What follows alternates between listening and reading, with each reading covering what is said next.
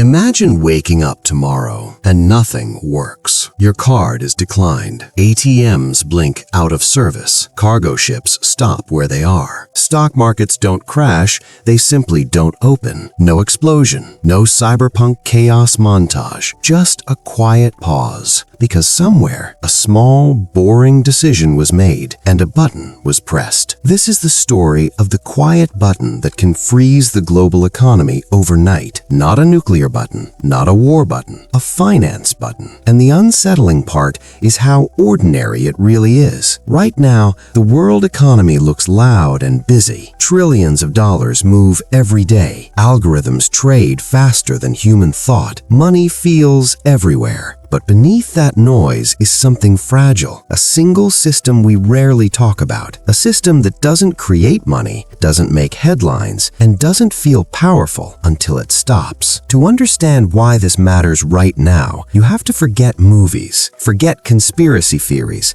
and forget the idea that the market is some wild, uncontrollable beast. The global economy runs on plumbing. Very expensive, very boring plumbing. And like all plumbing, when it clogs, everything backs up at once. Every day, banks don't actually hand each other suitcases of cash.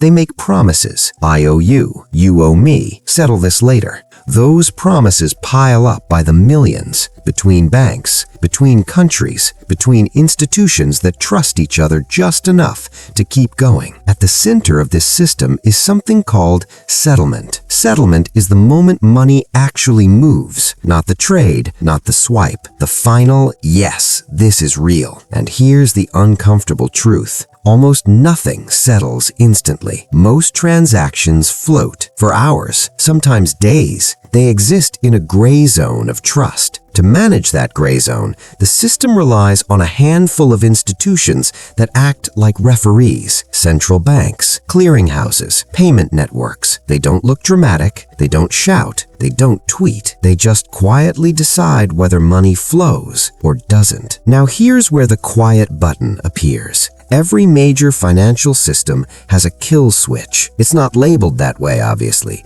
It's wrapped in polite language like liquidity controls or settlement suspension. But functionally, it does one thing. It pauses trust. If a central clearing system says, "We're not settling today," everything downstream freezes. Banks stop lending to each other. Firms stop paying suppliers. Payrolls wait. Markets hold their breath. This has already happened before. In 2008, when Lehman Brothers collapsed, the real panic didn't come from stock prices falling. It came when banks stopped trusting overnight loans. One night, that's all it took. Banks looked at each other and thought, what if you're next? So they pulled back, quietly, rationally, and suddenly money, supposedly everywhere, vanished. Governments didn't step in because markets were emotional. They stepped in because the plumbing was about to seize. Fast forward to today, the system is bigger, faster, more interconnected, and ironically, more fragile. Every day,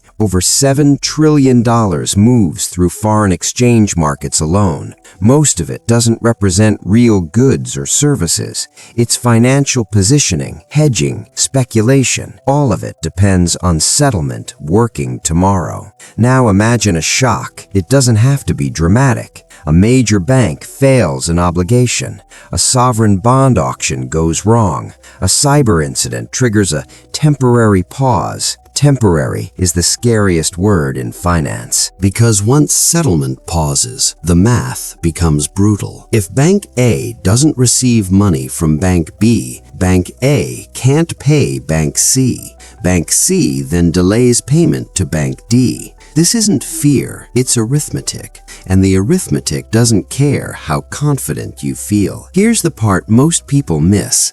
The button doesn't freeze the economy because someone wants chaos. It freezes the economy because everyone is trying to protect themselves.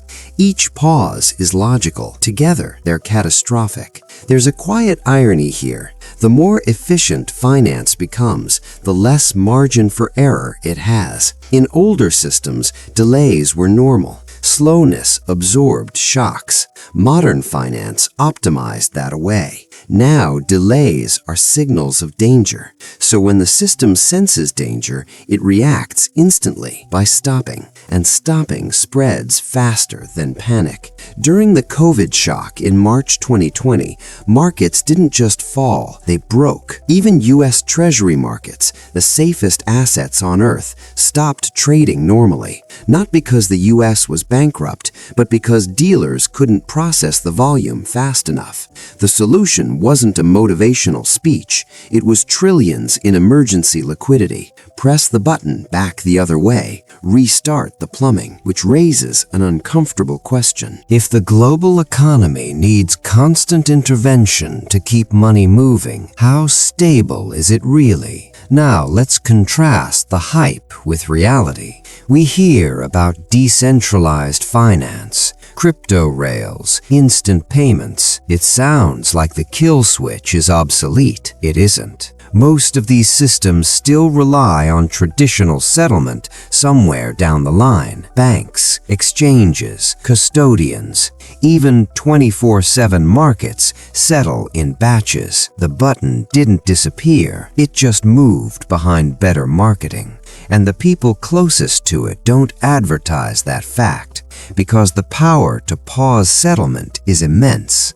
It decides which obligations count today and which don't. In a crisis, that power becomes political. Who gets liquidity first? Who waits? Who fails quietly? These aren't theoretical questions. They've already been answered in past crises, usually behind closed doors, usually over a weekend. That's another unsettling detail. Major financial decisions are often made when markets are closed, when the public isn't watching, when time pressure forces simplicity. Pause here, restart there. The economy reopens Monday morning, pretending nothing happened. Most people never notice until one day. Restarting isn't immediate.